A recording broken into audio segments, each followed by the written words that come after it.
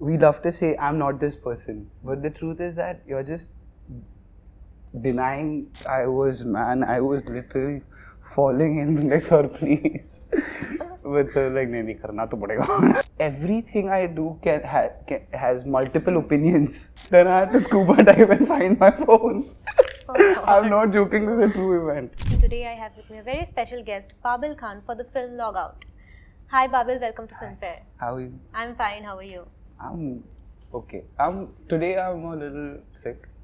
Okay, hope you get well soon. Yeah. Logout, tell me something, Babil, like our generation is completely obsessed with our phones. Yeah. When was the last time you logged out of your social media handles? Because I don't think I have ever done that. I don't log out, I just give my phone, give my phone away. The thing is, if you log out, there's this two-factor authentication. Then you have to find like some code and also I just give my phone away. How obsessed are you with your phone? Not at all. That's Not a at good all. thing. I remember I went scuba diving and someone from my team called me and they said, oh, this work has come in, so you have to come back home. I was like, yes, I'll just come back. I cut the phone and threw it in the ocean. I'm not even kidding. I swear to you. I swear. What was the need of throwing it? I got irritated. Just like that? Yeah. Then I had to scuba dive and find my phone. Oh, I'm not joking, this is a true event. Oh God. So how was the experience of working on this project? Because this is a topic that I think we as Gen Z can relate to. So did you take any reference from your personal experience? How was it? This film is a very fast pace. It's very fast. The pacing is very fast and we shot it also very fast. Like we were completing 10 scenes a day on average and we finished the film in 22 days. As for references, I don't think I looked anywhere else. I just had to look within myself and see the things that I'm denying about myself. Like, we love to say I'm not this person, but the truth is that you're just denying that you're not that person. Like, there is that side within you, but you choose not to be that person. You have to like fight with that side. Yeah, exactly. There's a demon inside you, and there's heaven inside you, and there's hell inside you, and you have to just choose what to be in your life. But you can't be like, okay, I'm not this person. Like, for example, Pratyush Dua. I have tendencies that he has. I just had to accept that I have those tendencies and then take it forward. Does social media get overwhelming for you? Yeah. And how do you get out of that phase? I just don't go. Don't go on social media that much. I don't scroll. I use it as a tool. You're not into that. Yeah. I feel like social media is great. It's something that can be used very positively and very negatively. You know what I mean? It's like it's how you approach social media. Social media is not the problem. It's how we use it. So yeah, I use it as a tool to express my creativity, to connect with people, but not through DMs, but through posts and through connect with the audience. But I don't scroll at all. Like I very rarely. Yeah. Was there any particular moment or scene in that film, because it get intense after a while? You watched it? Yes. Was there any scene that you found it particularly difficult to execute, maybe emotionally or physically? Yeah. There's a scene in the end. You'll know what scene I'm talking about. No spoilers, yeah. Yeah, but I had to do that for 22 takes because we were trying to get different versions, different variations of that scene. But it was so emotionally charged that after the 20th take, I was literally falling in like, sir, please. But sir, like, nahi karna to padega. Then I got up and I did it again. Yeah, and any memorable moment from the set? Yeah, the fact that after the 22 takes of doing that heavy emotional scene, I go and then sir can make me laugh like that in 5 minutes. That's so that's how you used to rewind after the shoot? Yeah. Amit sir, Biswa sir, Sameer sir, they're very, very pure people, you know, and very light, they take life, like they enjoy life. Right. You can see that in them, and that made the whole emotional, because it's a very intense kind of journey to go through this character. So they really, really helped me, you know, be sane, maintain my sanity. And give you comfort. Yeah.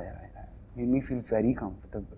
Tell me something. I mean, someone hijacking or hacking your phone is like really crazy, and they are trying to control your life through that. Yeah, Did you ever face anything slightly similar to that? Someone trying to take control over your... No, I've not, but I'm really scared of it. I'm really, really scared of it, because as much as I express and as much as I share, my privacy is very important to me. That's why I'm a very isolated person. Like, I genuinely don't go out. I have 2 friends.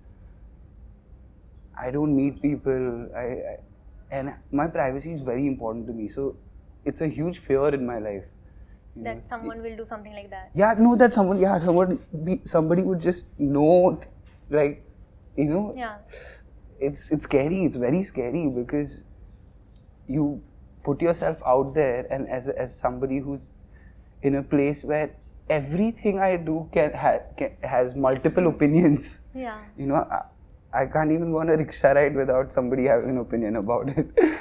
Like, so, yeah, it's just scary. That's why it's scary. It's not that I have anything to hide. And that's not true. Everybody has something to hide. But, yeah, there's a reason we try to hide it. Of course. No, but you said that you are isolated, but you are also a public figure, you are an actor. You have to go up, like put yourself out there. You have to go out, talk to people, socialize with people, attend parties, just to network, do networking and all. So that is an important part of your life and career as well. So how do you navigate that, isolation with socialization? Well, it's my job, no? It's like acting is my passion, right? I love to do it. But being a celebrity is a job. Right, there are things that I love about it. I love meeting people. I love jumping with the fans, and I hate the word fans, but I would like to say friends. Yeah. I love that part. But there are also there's the other side of it. But it's my job. I have to do my job. You know, no matter how sick I am, I have to show up. Like you're doing right now. Yeah. Exactly. And what is the one thing you hate about this job? I think it's not the job. I would say promotions, but to be honest, till now I've been really enjoying. It's just being judged, the fear of being judged and the anxiety of being judged all the time. And I think if you learn through being judged. Do you know this book called The Art of Not Giving a Beep? Yeah. Yes. So yeah, even without reading that book, if you go through the journey of being judged and trying to disconnect and going through the pain of it and going through the struggle of it and the anxiety of it, that changes your perspective on how you look at things and how you look at the events that are not in your control. And once you make peace with that, I feel like everything just falls into place. Like you are in the public eye, judgment is something that you cannot avoid no matter how hard you try. So you just have to learn to filter out the positive criticism, the criticism that actually helps you, and the trolling. Yeah, I mean, even trolling I enjoy. Okay. Of course it's painful at the start, but the moment you stop taking yourself seriously, you start laughing at yourself, it becomes really fun. Like, I have made memes on myself. I'm not even kidding. Really? Yeah, I just not have shared them, but I have done that. Yeah, it's fun. No, but if you make fun about yourself, no one else can do that. So don't give that power to someone else. Like, keep that power to yourself. Yeah, and the thing is, when somebody is trying to get to you, and you're offended by it, then for some reason they feel like, you know, they have this power over you. But if you laugh with them, it turns into a friendship. Like after I got trolled, a lot of the accounts that trolled me, reached out to me saying, man, sorry, like, I had to run my page. I hope you understand. I was like, yeah, no worries. And then we shared numbers, and then I found out he lives right next to me. So we met downstairs, had Sev Puri. It was great. Honestly, I'm not joking. Like, the moment you stop taking yourself so seriously and start having fun with yourself, everything falls into place. It's just about being able to laugh at yourself and being able to break the image that you've built of yourself. Just break, every time you start creating an image of yourself, break it and do something new. Right. That's a very mature take on it. Like you said that you use social media to connect with the people who follow you, admire you, and I've also seen that I follow your page, your account, and you've used it as a platform to express your grief as well. So did that help you cope with your father's absence? No, not really. Because I think that's a very personal process. But I wanted to share what it felt like, so that if there's anybody else going through the same thing, they can feel a little comforted. Like, say if 90% people are trolling, 10 people, if there's even one person that gets some kind of hope or some help from it, I'll do it. You know, I don't mind going through the pain if there's even one person that relates. Yeah. Because there's some people that text me saying, man, I don't know what I would have done if. There's some compliments that really, really reach out to your soul, and you wanna fight for humanity, you know, yes. the faith in humanity. That's so sweet. Like, you're also out there trying to make a name for yourself, your own identity, but you also have a huge legacy that you have to carry forward. How do you navigate that? The legacy is about being myself. Like, the whole, I think people think that because there's a legacy, I have to do things a certain way. I don't think that's it. I think my father's legacy is me being the best version of myself and not trying to imitate him and his journey. He had his journey, and in his journey, he was a father, and he raised me as a person and my mother raised me as a person. I want to fight for my individuality. Not fight, actually fight is a bad word. I would love to have fun with my individuality, you know, and that is his legacy. But aren't you concerned that people will judge you? Not judge, people will compare you with your father no matter what you do? Yeah, they will. Does that bother you, or do you take it as a compliment? I can't control that, no. It's what I can only control how I look at it, you know, and I don't have the time, to be honest, to really like let it affect me, because if I do that, then I won't be able to finish reading scripts and go to all the meetings and honestly, I have a lot of things to do. Like, I make music in my time. I read a lot of books, and I really enjoy doing that. So I spend time doing that. You know, I don't spend time scrolling. I don't spend time thinking about what somebody else is thinking about me. I did initially, and that hurt a lot. And I felt like this is not how I want to live my life. And I started finding ways to navigate that.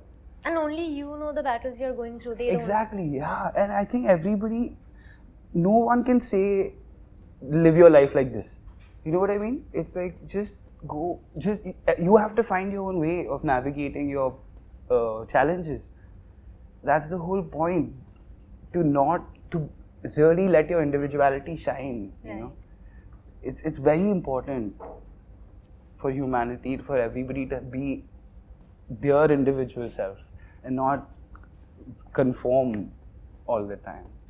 There's something I'm really curious about. Irfan sir had his roots in a royal family. Yeah, I'm a prince. Did you know that? Yes, you are. Yeah. That's what I want to know. Have you been to your ancestral place? Do you have any memories that you want to share? Have you seen Sahib Bibi Gangster Returns? No. Yeah, there's a film. In that, my father's playing this prince who basically, my grandfather gave away everything. He detached himself. Like, my father also dropped the Khan. Eventually, even I want to do that. Okay. But it's just the lineage makes you a part of this conformity, it doesn't let you get to your individuality. And I think that's one. There's no moral agenda. It's just to let your individuality shine. I guess you have to let go of your lineage. Right.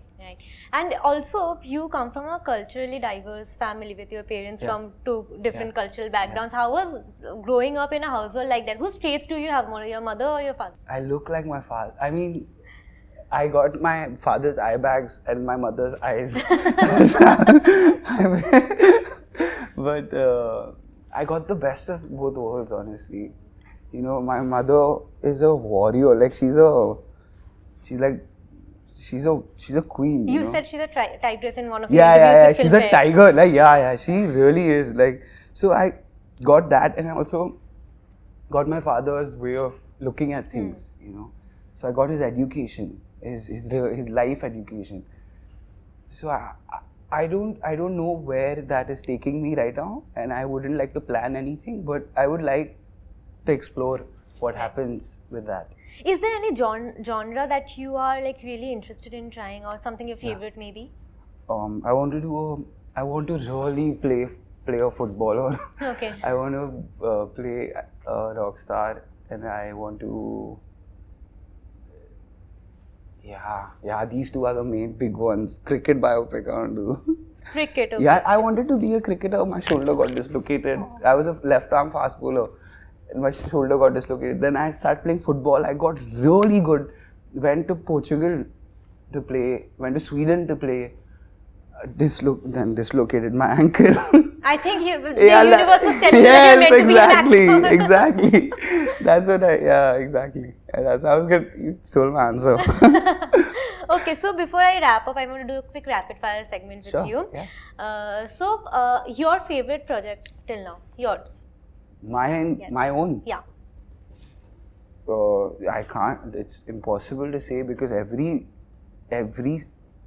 I would not like to say project, but every film, every series, every part of my expression has taught me something different about myself, and it would be really unfair of me to choose one because they have all been so essential in developing different aspects of my individuality.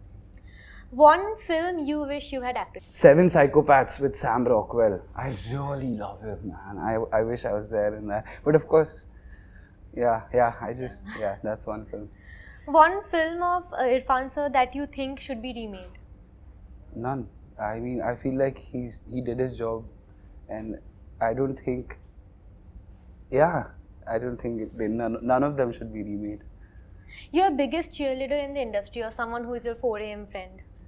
I don't have friends in the industry at all. I generally don't. I don't feel. I mean, I like to be alone, honestly, and also that gives me the energy to be able to interact with people genuinely, and be honest.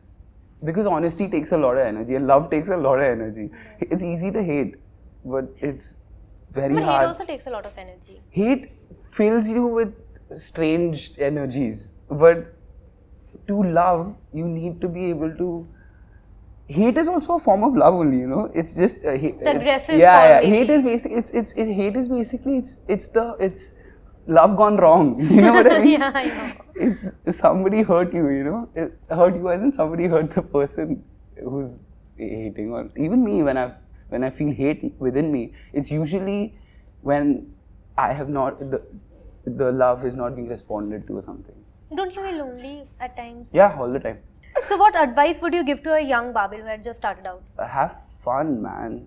But honestly, I wouldn't give any advice to young Babil because I feel like young Babil has to figure it out on his own. And I'm still young Babil. Yeah, I mean, of course you're young. Right. Okay, one advice that your parents gave you that you hold close to your heart? Surrender. Just surrender. And don't take yourself so seriously. How do you rewind after a long day of work? I make a song, freestyle, I play the guitar and read books. Okay. One director who is on your wish list? Christopher Nolan.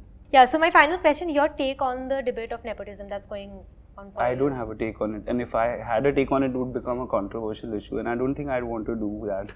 Right. Yeah, I'm honest about it, yaar. At least give it.